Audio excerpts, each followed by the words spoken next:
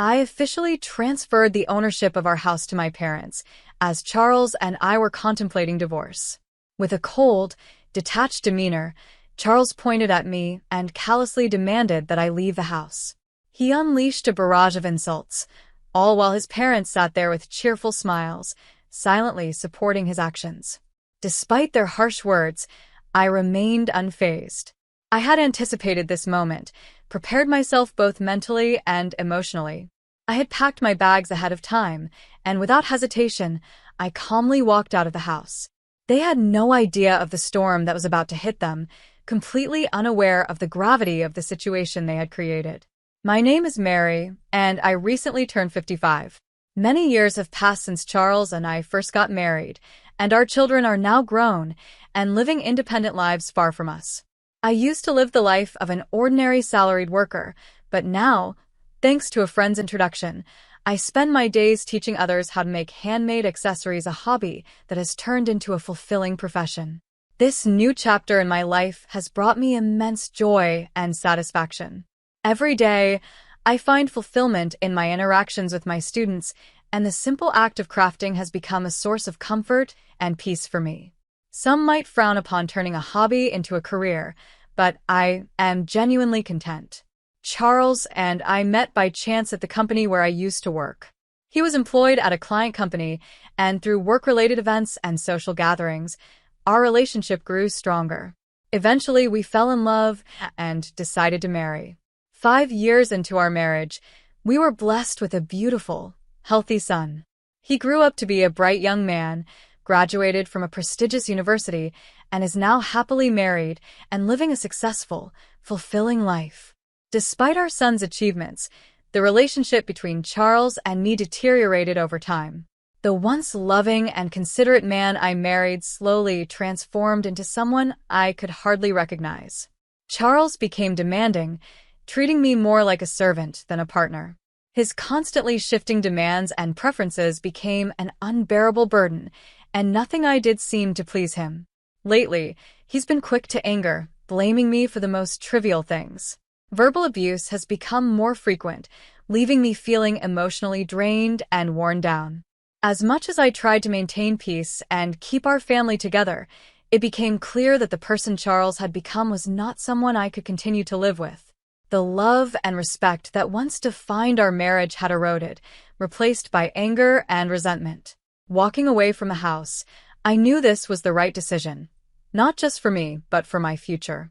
It was time to reclaim my peace, my happiness, and my sense of self. Though our marriage spanned many years and was once filled with love and promise, I could no longer ignore the reality of our situation. I had given Charles countless chances to change, to recognize how much he was hurting me, but those chances went unacknowledged.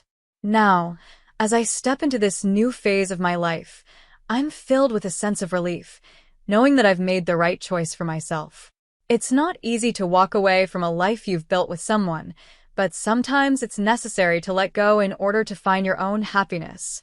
I've been longing to escape this life and start fresh, but I'm tied down by an unpaid mortgage. To make matters worse, Charles quit his job out of nowhere, giving no clear reason, and now spends his days lounging around the house. He hardly lifts a finger to help with anything, leaving me to manage all the chores and responsibilities on my own. The house we live in was recently rebuilt, and I was the one who made it happen. I saved money little by little, carefully managing the finances to fund its reconstruction. This house represents so much more than just a place to live. It embodies my dreams, my hard work, and everything I've wished for. It's a home I poured my heart into, and I can't stand the thought of it falling into Charles's hands if I leave. Beyond the mortgage issue, this house is a symbol of my aspirations. I was meticulous in its design, making sure to include features like a spacious kitchen, something I've always wanted. While Charles had some input at the beginning, I was the one who covered all the costs, and I hoped my wishes would be respected. Despite the difficulties we faced along the way, the house finally became a reality, complete with all the features I had dreamed of. I felt an overwhelming sense of joy when we moved in. Seeing my hard work turn into something tangible was incredibly fulfilling. However, The cost of construction ended up being far higher than we initially estimated. We had no choice but to take on a much larger loan than anticipated. Taking on such a significant financial burden in our 55s was a tough decision, but I believed the happiness our new home promised would make it worth the effort. For me, the house was a dream realized. But Charles? He wasn't as thrilled. He sulked, his complaints lingering because his opinions weren't as reflected in the final design as he'd hoped. He even went so far as to say the house was a waste of money, comparing it to throwing cash down the drain. Ignoring his grumbling, I pressed forward, knowing the house was everything I had hoped for. But his attitude worsened. Gradually, Charles stopped talking to me, resorting to childish behavior like leaving trash scattered around and disorganizing the house on purpose, small, spiteful acts aimed at irritating me. Each day, I wondered when this tension would end, when I could finally break free from this toxic cycle. These thoughts weighed on my mind constantly as I tried to navigate the delicate balance between my love for the home I built and the strained marriage that now threatened to suffocate me. A few months after we moved into the new house, something unexpected happened. The doorbell rang one afternoon. We weren't expecting any visitors, so I was curious about who it could be. As I prepared to head to the door, Charles, surprisingly, got up before I could. It struck me as odd since he rarely made any effort to be involved in anything these days. It seemed like he knew who the visitor was. After a short while, cheerful voices and laughter came from the entrance, a stark contrast to the usual tension in our home. When the door to the living room slowly opened, it revealed the visitors. When I opened the door, I was greeted by the faces of my unexpected in-laws, Kevin and Carolyn. Seeing them was always a source of tension for me. From the moment Charles and I announced our marriage, they treated me coldly, criticizing me for my lower social status and showing an awkward attitude, even on our wedding day. Their interference didn't stop after the wedding either, and each encounter with them left me feeling uneasy, always wondering how to handle the situation. Over time, as our contact with them decreased, I thought things might have settled down. That's why their sudden visit caught me off guard. I greeted them politely, trying to mask the slight tension I felt, but they walked right past me without so much as a word, one of them even bumping into my shoulder, as if I weren't there. They immediately began marveling at the house, particularly the spacious, user-friendly kitchen that I had designed with so much care.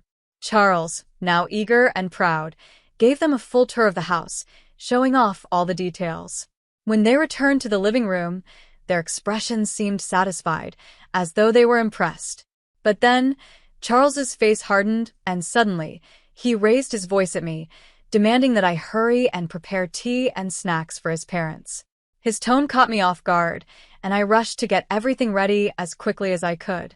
Despite my best efforts, Kevin and Carolyn seemed dissatisfied, making subtle remarks about the hospitality. Kevin, in particular, barely finished his tea before expressing his dissatisfaction, though he did take a moment to compliment the interior of the house. Then, with a broad smile on his face, Charles invited his parents to live with us in the house. He spoke as if I wasn't even there, as if my thoughts and feelings didn't matter. His parents seemed to take his words seriously and left soon after, satisfied with the idea. As I watched them leave, I couldn't help but feel the enormous gap between Charles and me widening further. He was laughing and chatting with his parents, something I hadn't seen him do in a long time, and it reminded me of how distant he had become from me. After that day, Charles's parents began visiting more frequently. At first, it was just a few times a month, but soon, their visits increased to several times a week. Before I knew it, they were coming over nearly every day. And with each visit, their criticisms of me intensified. No matter what I did, it was never good enough for them, and Charles never stood up for me. In fact, he started blaming me more, too. He constantly complained that I didn't listen, and he even accused me of causing stress for our son, which felt like a baseless attack. Despite how frustrated and hurt I was, I couldn't seem to find the courage to speak up. Every time I wanted to defend myself, the words got stuck in my throat, and all I could do was offer apologies. The in-laws' visits didn't just increase, they started coming over even when I wasn't home, often arriving with Charles. I would return to find empty beer cans and bottles scattered around the house, and spilled alcohol soaking into the new rug I had bought with such care. The house, which I had worked so hard to make perfect, began to smell of alcohol and feel dirty. I protested, of course. I asked Charles to intervene, but he ignored me, brushing off my concerns. It was as if my feelings didn't matter anymore. The house I had dreamed of, the house that was supposed to be our sanctuary, was slowly becoming a place where I felt trapped and powerless. The more his parents came, the more I felt like a stranger in my own home, and the more distant Charles became from me. I couldn't understand why Charles, who contributed nothing to the household, was always the first to complain. His growing involvement in gambling added another layer of stress to my life. Almost daily, I would find discarded betting slips, constant reminders of his risky habit.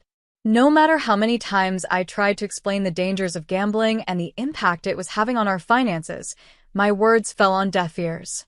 The losses were devastating, especially since the money he was gambling away was the result of my hard work and long hours. Nearly a month into the in-laws' frequent visits, they had become bolder, often coming over when I wasn't home. One day, I returned earlier than expected and found them lounging in my house as if it were their own. I confronted them, but their snarky remarks and dismissive attitude made it clear they considered my presence an inconvenience. Frustrated and stressed by the sheer audacity of Charles and his parents, I realized I had reached my breaking point. Instead of letting my emotions take over, I knew I had to come up with a plan to address the situation. During this chaotic time, something strange happened. The in-laws visited one day when I was supposed to be away. Their odd timing caught me off guard, and I sarcastically commented on how they always seemed to avoid me. Ignoring my remarks, they brazenly entered the house. Charles greeted them with a welcoming smile and led them on a tour, showing off different areas of the house, from the kitchen to the bathroom. I couldn't shake the feeling that there was a hidden agenda behind their visit. They inspected everything carefully, as if they were evaluating the place. When they left, they had satisfied expressions on their faces, as though they had confirmed something I wasn't aware of. Feeling uneasy, I questioned Charles about the inspections. He brushed off my concerns, telling me not to worry and insisting that it was none of my business. But his behavior made me suspect that he was hiding something from me. It felt like he was manipulating the situation, though I couldn't quite figure out what his endgame was. All I could do was observe and wait, hoping to uncover the truth. Then, one day, after a long day at work, I came home to find a large moving truck parked in front of our house. The truck had the logo of a moving company called Moving Center. I was stunned. As I approached, I saw Charles talking with the truck driver and some company representatives. When he noticed me, he quickly looked away and disappeared into the house, avoiding any eye contact. My heart sank, but the biggest shock came when my in-laws arrived at the same moment. They greeted me casually, as if nothing unusual was happening, and Charles welcomed them inside with open arms. The atmosphere felt tense, and I couldn't shake the feeling that something was terribly wrong. As I followed them into the house, my suspicions were confirmed. The furniture and belongings I had known for years were gone. In their place was my in-laws' old, dated furniture, arranged as though they were preparing to move in permanently. It was as if my home, the house I had worked so hard for, was being turned into theirs without my consent. I stood there in disbelief, trying to process what I was seeing. My world felt like it was spinning out of control, and it became clear that Charles had been planning this behind my back for some time. His parents seemed smug, as if they had finally taken over, while I was left standing in the middle of what used to be my home, feeling like an outsider. I sat down on the sofa, surrounded by Charles and his parents, all wearing smug smiles that made it clear they had something planned. Their behavior radiated confidence, as if they had been waiting for this moment. Despite feeling anxious, I decided to remain quiet and see how things would unfold. My in-laws exchanged hurried glances and finally, they declared that they had something important to tell me, hinting at an ulterior motive. Bracing myself, I tried to stay calm. Charles let out a deep sigh before revealing what I had already suspected: he had sold the house to his parents. He then bluntly proposed a divorce, and his parents, nodding in agreement, looked pleased with themselves, their smirking faces showing that they had been plotting this all along. Despite the shocking revelation, I stayed composed. I had seen this coming and prepared myself for this moment. Without hesitation, I signed the divorce papers, took off my wedding ring, placed it on the table, and calmly declared that I would be leaving the house. For a while, I had been suspicious of Charles and his parents, especially with their increasing visits when I wasn't around. To confirm my doubts, I had installed hidden surveillance cameras around the house, connected to my phone. I monitored their conversations daily, and one day, I stumbled upon footage of Charles and his parents joyfully discussing their plan to sell the house. Shocked but determined, I knew I had to act quickly. In the days that followed, I quietly made plans for my next move. Using the information I gathered from the surveillance footage, I decided to transfer the home loan, which was still under my name, to Charles. If they wanted to kick me out of the house I worked so hard for, they could take on the mortgage as well. After all, the $5,500 monthly payments had always come from my hard-earned salary. I doubted that Charles and his parents, now unemployed, would be able to manage the payments without my help. I resolved not to provide any further financial support. Once everything was in place, I moved into my new home, a well-arranged, cozy space furnished with new items I had carefully chosen for this fresh start. I was finally free from the burdens of my old life, ready to begin a new chapter. On my first day off in my new place, I relished the idea of having some much-needed rest. I slept in late, enjoying the quiet peace of my new surroundings. But just as I was about to doze off again, the doorbell rang unexpectedly. To my surprise, Charles and his parents stood at my doorstep, uninvited. Without waiting for an answer, they barged into my home, clearly upset. They spread out a document in front of me and accused me of changing the name on the house loan without their permission. Apparently, they had received the paperwork shortly after I left, and it came as a shock to them. Their expressions of disbelief told me they hadn't anticipated this. Charles and his parents angrily explained that they were all unemployed and couldn't afford the high monthly payments. Charles, in a furious outburst, declared that they would not pay the loan, as if refusing to face the reality of the situation. Calmly, I tried to explain the consequences of defaulting on the mortgage. I told them how interest and late fees would add up, increasing the final amount they would owe. Charles seemed skeptical at first, but as he searched for information online, his expression quickly changed. The weight of what I had done finally sank in.